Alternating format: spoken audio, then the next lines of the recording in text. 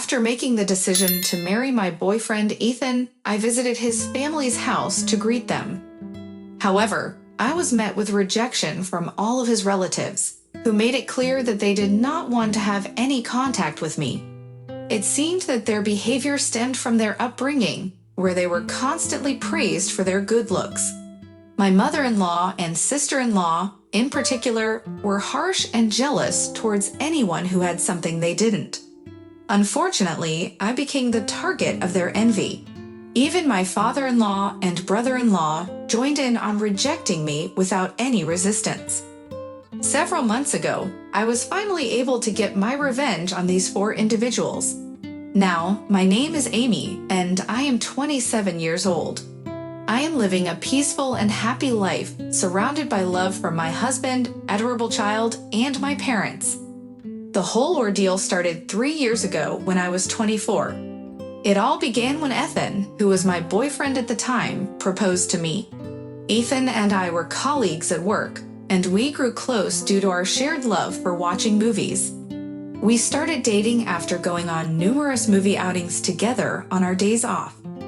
Ethan had a calm and friendly temperament, and he was well-liked by many at work. He disliked conflicts and was the kind of person who could easily forgive others' mistakes.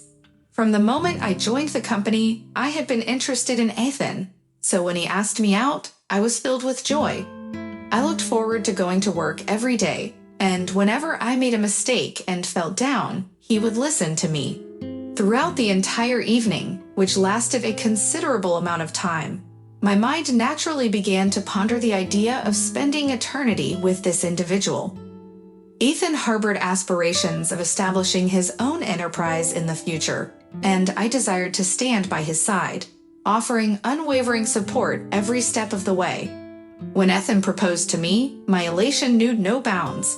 There was absolutely no reason to decline his proposal, so I promptly accepted and made the decision to marry Ethan.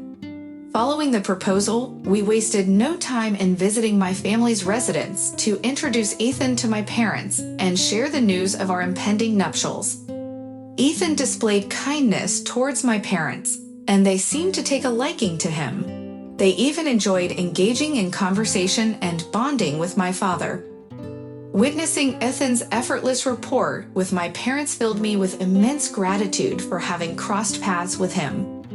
The weekend after our visit to my parents, we had plans to visit Ethan's family. It was during a phone conversation the night before our visit that Ethan casually mentioned that his parents might come across as peculiar.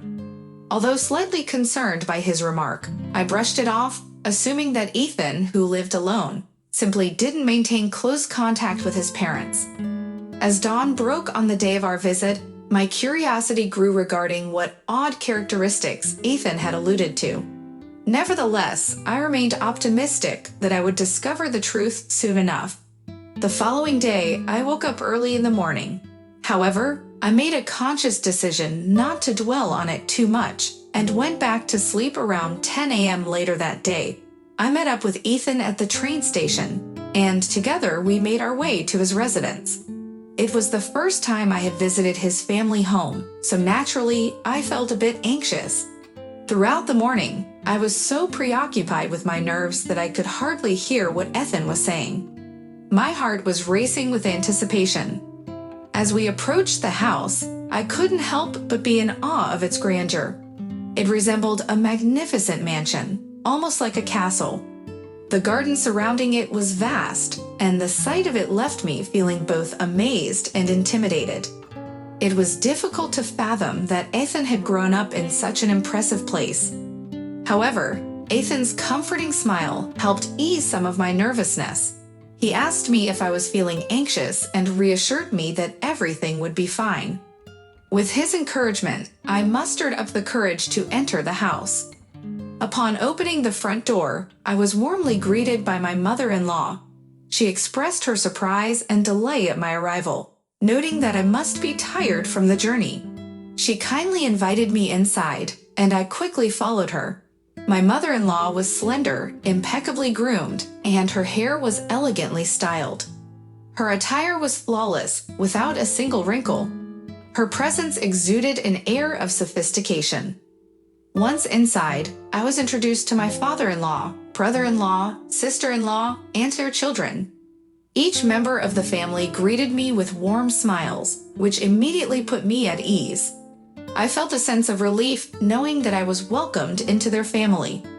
We all gathered in the living room, where I took a seat on the sofa. Undoubtedly, my mother-in-law was a strikingly beautiful woman. She had numerous customers visiting the flower shop just to catch a glimpse of her each day. My father-in-law would frequent the shop, and after persistent pursuit, they began dating and eventually got married. Even now, it seems my father-in-law is completely under the influence of my mother-in-law's charm, always obeying her every command. My sister-in-law was also a stunning woman. She and my brother-in-law were classmates in high school and reconnected at a reunion in their early 20s. Observing how the incredible transformation had occurred with my sister-in-law. My sibling's spouse fell madly in love, and after persistent courting, they ended up together. It appears that my brother-in-law also obediently follows his wife's commands. Although I possess a high level of education, I couldn't comprehend why they felt insecure. Both women were beautiful and had kind husbands who would always protect them. The day concluded with unresolved feelings and a slight sense of gloom. A part of me began to question the stability of marriage, leaving me with lingering discomfort. Nevertheless, we received approval from both families for our union, so we commenced planning our wedding. Despite the lingering unease, I believed that increased communication would lead to better understanding between us. "Don't worry, Amy, I will always support you," I assured her. After nearly 6 months of extensive preparation, the day before our wedding arrived, suddenly Ethan's cell phone rang. It was his mother calling. Following a brief conversation, Ethan let out a surprised exclamation. "What? Why? Huh? We can't just change it. Hey, hold on." The call abruptly ended. Startled, I inquired about what happened. Ethan shocked me with his response.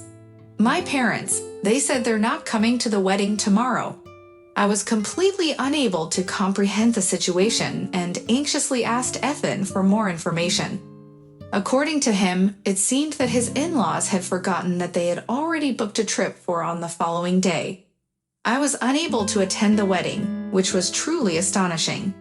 My husband's parents decided not to attend, and on the day before the ceremony, we stood there in a state of confusion for some time, not comprehending why this had occurred. We attempted to call not only the mother-in-law, but also the father-in-law and brother-in-law multiple times to seek an explanation. But all we heard was the dial tone and no one answered the phone.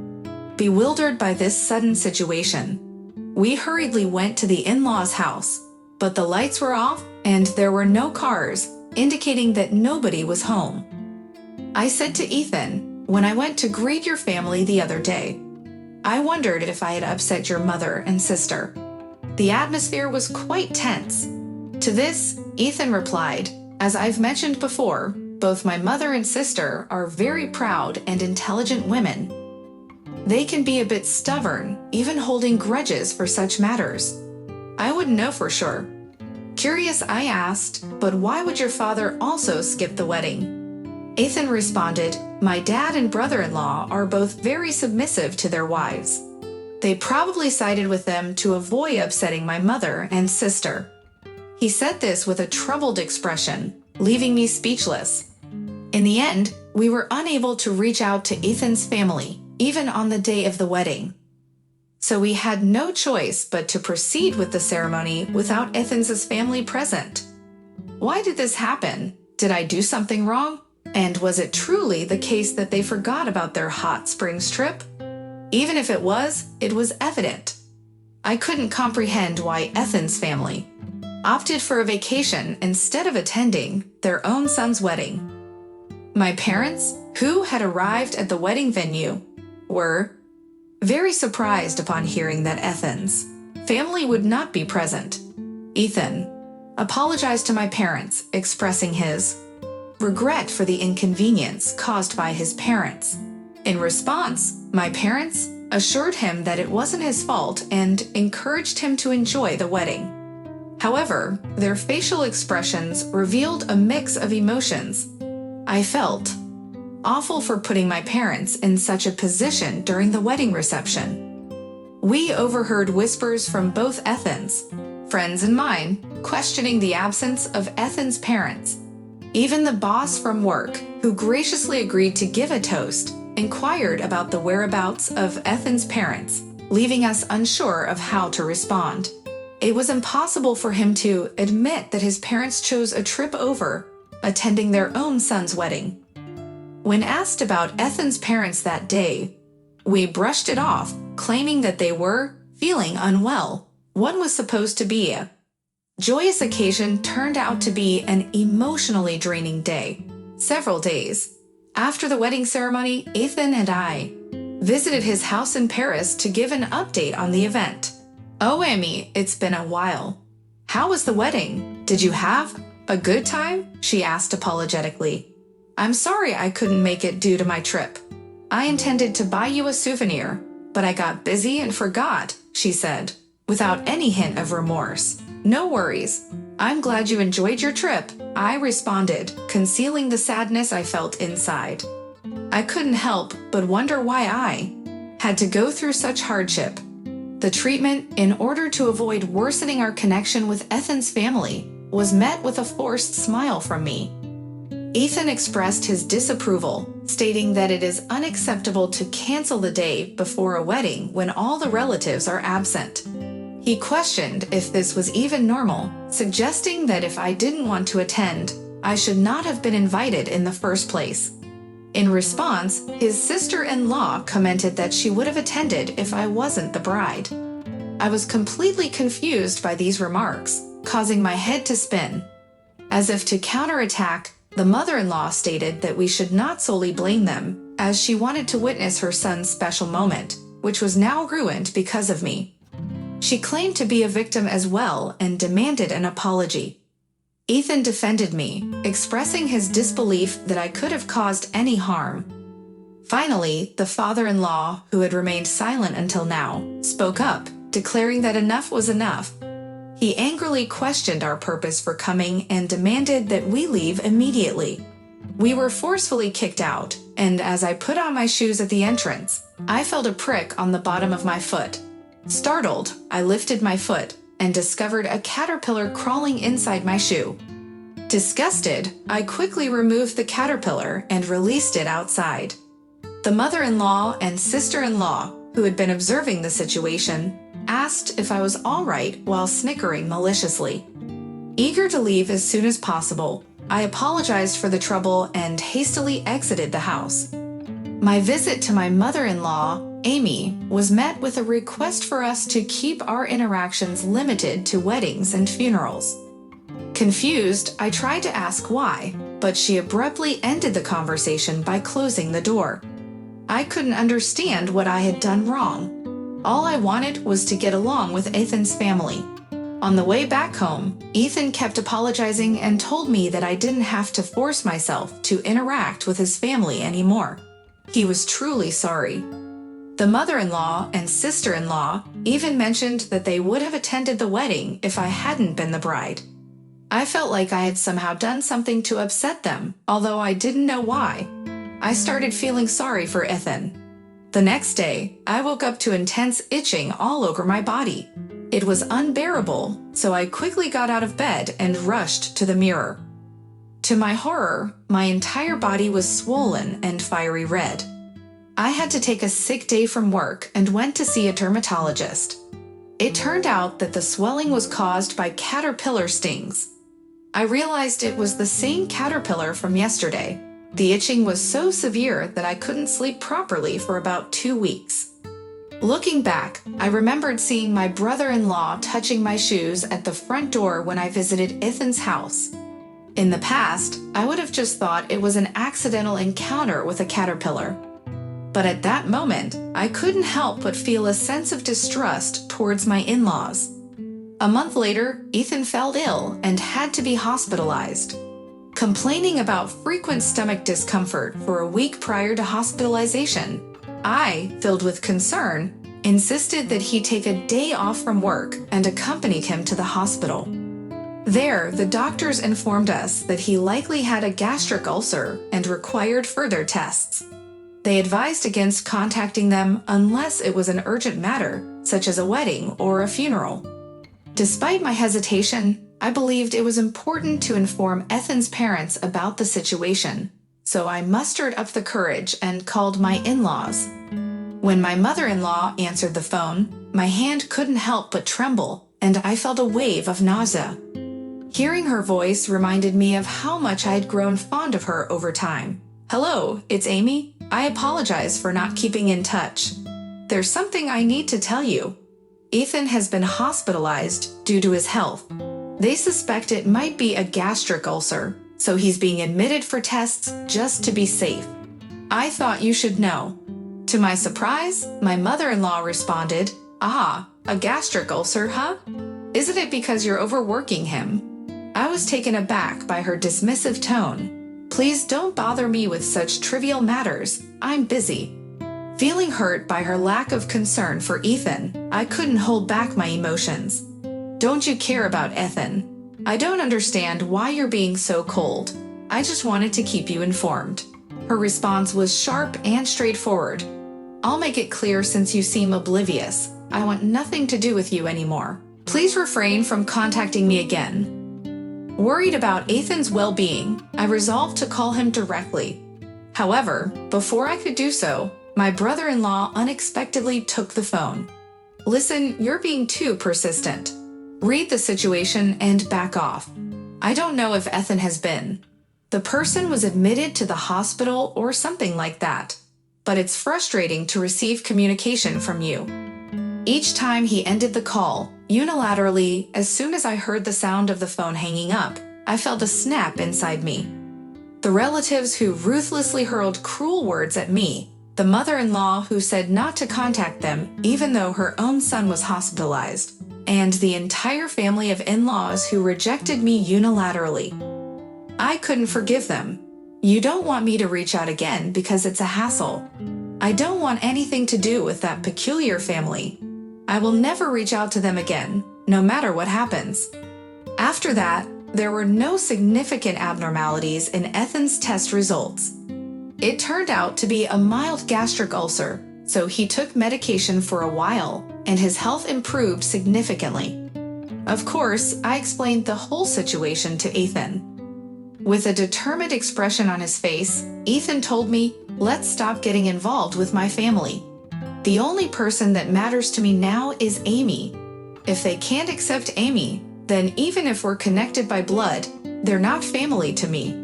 A year after that incident, Ethan finally left his job and fulfilled his long-standing dream of starting a software sales business. He had been aspiring to start his own business since before we got married. Of course, he used his previous work experience to accomplish this. Ethan worked harder than anyone else at his job to achieve this. Although we are still at the beginning, I was thrilled. Witnessing even a small part of Ethan's dream coming true brought immense joy to me. His happiness continued to flourish as a year passed since he began his business. During this time, we were blessed with the arrival of a healthy baby boy, which filled my parents with overwhelming joy as they became grandparents. Despite the long journey from our house to theirs, they visited us frequently, making each day a source of pure bliss. Naturally, we chose not to inform Ethan's parents about the birth of our child. Even if we had, it is unlikely they would have shown any interest. In the end, it didn't really matter, and we didn't hear a word from them after that phone call. The relief of not having to deal with Ethan's peculiar family anymore provided some comfort. However, several months later, something unexpected occurred. The novel coronavirus began to spread rapidly across the globe, leading our country to declare a state of emergency and urging people to stay at home. As we watched the news, the discussions revolved around the impact of the virus. The call to refrain from non-essential outings grew louder, and it was evident that industries such as restaurants and tourism were severely affected. My heart ached for those who were facing such challenges. Suddenly, I found myself wondering about the package tour company owned by Ethan's father. However, it was not my place to be concerned. In fact, I couldn't help but imagine the state of his father's business, and a small smile might have crossed my face. Despite the circumstances, Ethan's own business was thriving. Although there was some initial instability in our income when we first started our business, recently, our earnings have surpassed those of when Ethan and I used to work as an employee, and everything was going smoothly. During this time, Ethan began receiving numerous phone calls from his parents' house. However, it seemed like he was avoiding getting involved with them because he didn't answer the phone, even when he saw the calls. There were also some voicemails left, but he chose to ignore them without even listening. I would often tell Ethan that he didn't need to worry about me, and that it was okay for him to contact his family. From my perspective, I disliked his family, but I felt guilty for causing him to cut ties with them because of me. However, Ethan told me that I was the most important person to him, not his parents. If they couldn't accept me, even if they were his parents, he couldn't value them. I felt both sorry and happy for Ethan's unwavering kindness. He continued to receive calls from his father and mother every day, all of which he ignored. Then, one day, a letter arrived from Ethan's family home. The letter simply stated that their business was on the brink of bankruptcy, and they needed to discuss some financial matters urgently. It was quite audacious for someone who had cut ties with us to demand immediate contact. Of course, we didn't reach out to them. Let them suffer, that's what they deserve. The next thing I knew, my cell phone started ringing. I didn't notice the call as I was at work, but if a voicemail had been kindly left for me, it appeared that Ethan had not been answering his phone. So instead, the caller reluctantly reached out to me. It was quite audacious, especially considering that I had explicitly told them not to contact me. Despite my reluctance, I decided to listen to the message left on my voicemail. To my surprise, the message simply asked if this was Amos' number and warned that if Ethan continued to ignore the caller, they would come knocking. That was all it said. 2 days after receiving the voicemail, Ethan had a day off as it was Saturday.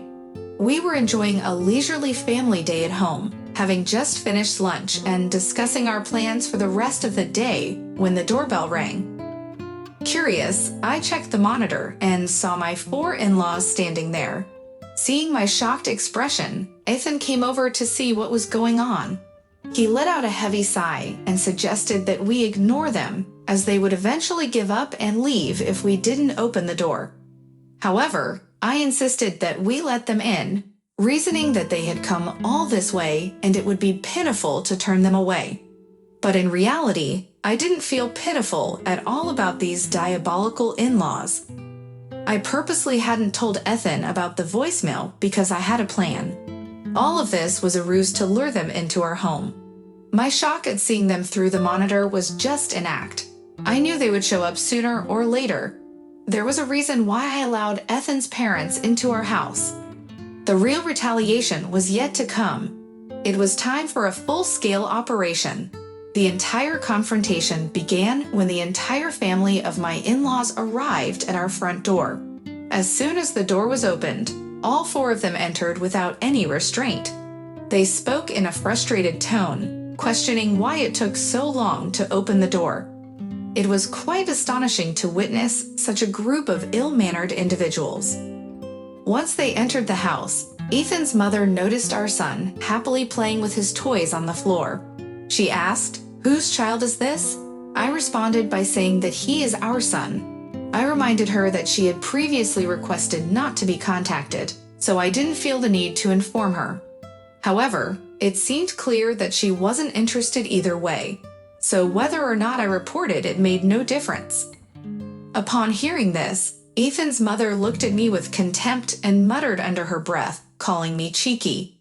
I couldn't help but find the situation amusing and decided to engage Ethan's father. I asked him, "So what brings you here today?" If you wanted to visit, you should have let us know in advance." Ethan's father responded angrily, "Didn't you read the letter?" I replied, "Do you mean the one that arrived 2 days ago?" It seemed that they expected me to contact them after reading the letter, but since they had previously expressed their desire to have nothing to do with us, I didn't think it was necessary. As I observed the stern expressions on their faces, it became difficult for me to contain my laughter. Ethan, my husband, remained silent, allowing me to express myself freely. He understood the dynamics of the situation and knew when to stay quiet. It is difficult to believe that he was born to parents who lack such basic intelligence. Then, my father-in-law suddenly changed his attitude and began pleading. He begged and apologized for the past due to the current COVID situation. Everyone has been canceling their travel reservations one after another, and we are not receiving any new bookings either. Who knows how long this situation will continue? If things continue like this, my business will be ruined, so can't you assist me with some financial help? In response, I acknowledged the difficulty of the situation but declined his request. I don't want to conveniently help someone who previously expressed no interest in having anything to do with me. However, if you are truly desperate, and if you show me sincerity, I might reconsider. My father-in-law shouted in frustration, and with a furious face, he started to intimidate me, but I was no longer scared. I decided to handle things on my own terms. I didn't say he had to stay. He was free to leave if he wanted to. My father-in-law looked vexed and slowly began begging, apologizing, and asking for help. Seeing that I didn't respond, he told the other 3 people with him to also apologize to me. Finally, all 4 of them started begging. When I responded with a smile and declined their pleas, my father-in-law suddenly became angry. He slammed his hand on the table and shouted at me, accusing me of arrogance. He grabbed my collar. Surprised by his sudden aggression, I was about to tell him to stop when Ethan intervened. Ethan said, "Hey Dad, don't lay a hand on Amy." My father-in-law's demeanor quickly changed and he released his grip on me, inquired if you are inclined to support your spouse when your parents are pleading like this. Ethan responded that at present, Amy is the most significant individual to him, and he cannot concern himself with someone who mistreats Amy, even if they are his parents. He expressed that he does not require insincere apologies merely for financial gain. If there is no genuine apology from the depths of their hearts towards Amy, it would be best for them to leave. In a seemingly enraged state, my father-in-law struck Ethan squarely in the face. I attempted to interject and say something to my father-in-law, but he remained infuriated and proceeded to kick Ethan while he was on the ground. I shouted, questioning my father-in-law's actions towards Ethan, and tried to restrain him from behind, but he shrugged me off, causing me to be thrown back and hit my head on the corner of the table. I reached for the back of my head, and when I withdrew my hand, it was covered in blood. The other 3 individuals, excluding my father-in-law, appeared shocked and motionless as he continued to rummage through the room, demanding to know the whereabouts of money. Swiftly, I opened the balcony window and called for help, proclaiming that I was being attacked. 5 minutes later, the police arrived. Upon their arrival, my father-in-law quickly composed himself and began babbling apologies for the disturbance, claiming that he had become carried away with the excitement of seeing his grandson.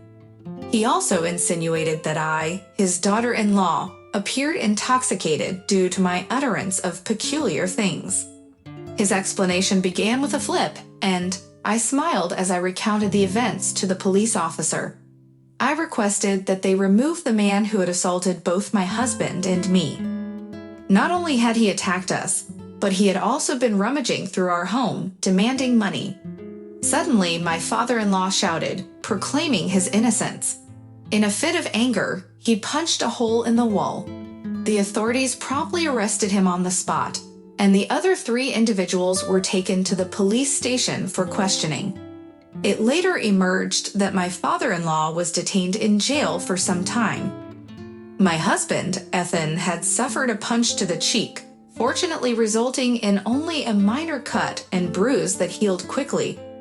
On the other hand, the wound on the back of my head turned out to be more significant than anticipated, requiring 10 stitches. I felt remorseful for putting Ethan in harm's way due to my desire for revenge against my in-laws. However, I was relieved that they had ceased their demands for money, seemingly regretting their actions. From what I later learned, it was as I had suspected. When my in-laws first met me, my father-in-law praised me, which caused both my mother-in-law and sister-in-law to become jealous. They apparently instructed my father-in-law and brother-in-law to treat me coldly. Naturally, neither my father-in-law nor my brother-in-law could defy them and merely followed their orders. The caterpillar that ended up in my shoe was likely placed there by my brother-in-law, encouraged by my sister-in-law's envy. Jealousy truly is terrifying, considering how much it can alter someone's life. You never know what may transpire as a result. As expected, my in-laws had a change of heart. There is no possible way of acquiring money, as their business went bankrupt and their house was seized. Currently, it appears that they reside in an inexpensive apartment. Both my father-in-law and my mother-in-law are nearing the age of 70, making it difficult for them to secure employment once again. My brother-in-law used to work at his father's company, but due to his privileged position as the boss's son, he did not take his job seriously and instead spent his days at the casino. Approaching 50 years old with no valuable skills, it is challenging for my brother-in-law to find employment. It seems that he now earns a living through a part-time job at a convenience store. My sister-in-law, on the other hand, had been a stay-at-home wife with no significant career. She attempted to find work through employment agencies, but due to her self-centered personality, she constantly complained and could not maintain a part-time job for long. Currently, she seems to be confined to her home. Following that incident, my father retired, and we made the decision to live together with my parents. The one who suggested this arrangement was Ethan, my husband, who was concerned about my parents' well-being in their old age. I have now returned to work, and my parents take care of our son during the day, providing me with a sense of security in balancing childcare and work. I am truly grateful for the presence of Ethan, my beloved husband, my kind parents, and of course, my precious son.